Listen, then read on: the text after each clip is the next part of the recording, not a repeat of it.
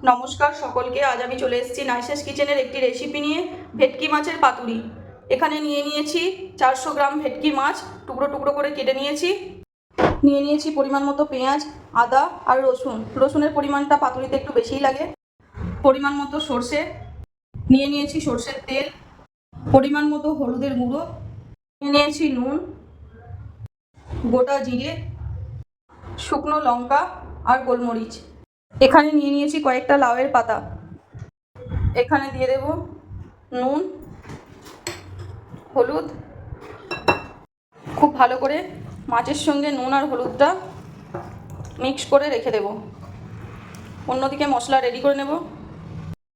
Gas on করলাম, একটা কড়াই বসিয়ে দিলাম। কড়াইয়ের মধ্যে দিয়ে দেবো পরিমাণ মতো সর্ষের তেল। তেলের মধ্যে দিয়ে দেবো শুকনো লঙ্কা, দিয়ে দেবো গোটা জিরে, পেঁয়াজ, আদা, রসুন, দিয়ে দেবো গোলমরিচ, দিয়ে দেবো সর্ষে। এগুলোকে খুব ভালো করে নাড়িয়ে চাড়িয়ে হালকা করে ব্রাউন করে নেব।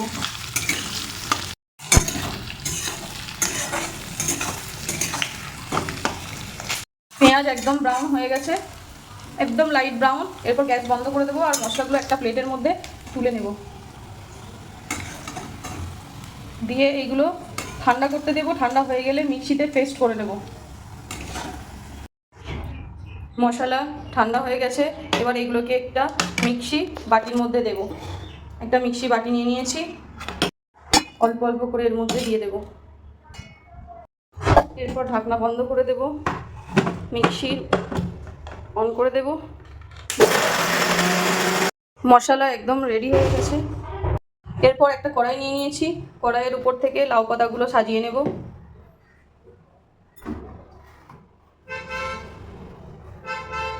এরপরে যে মাছ আমরা ম্যারিনেট করে রেখেছিলাম, সেই মাছের মধ্যে উপর থেকে মশলাগুলো দিয়ে দেব।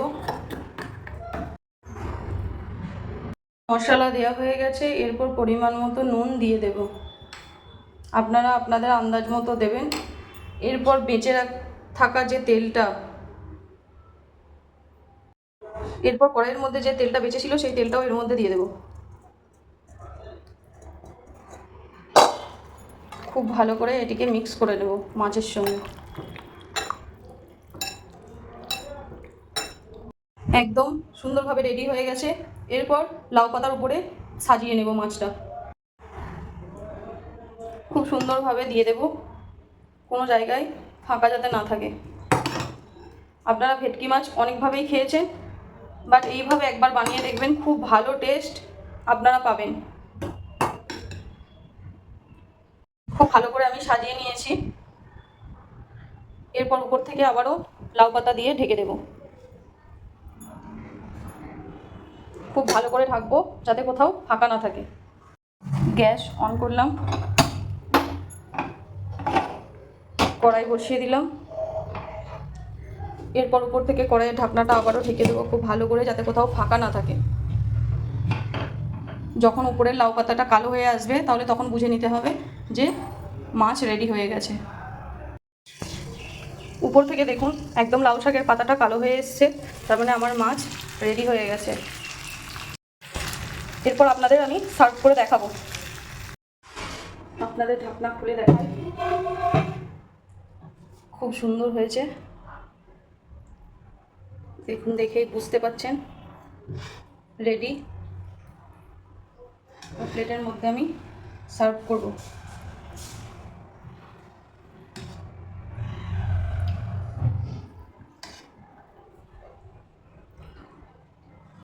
সুন্দর একটা কালার এসছে, স্মেলও খুব সুন্দর এসছে।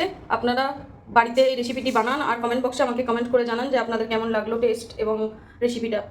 আর এখনও আমার চ্যানেলটি যারা সাবস্ক্রাইব করেনি, তারা অতি অবশ্যই আমার চ্যানেলটিকে সাবস্ক্রাইব করুন অন্যান্য নিত্য নতুন রেসিপি পেতে। ধন্যবাদ সকলকে।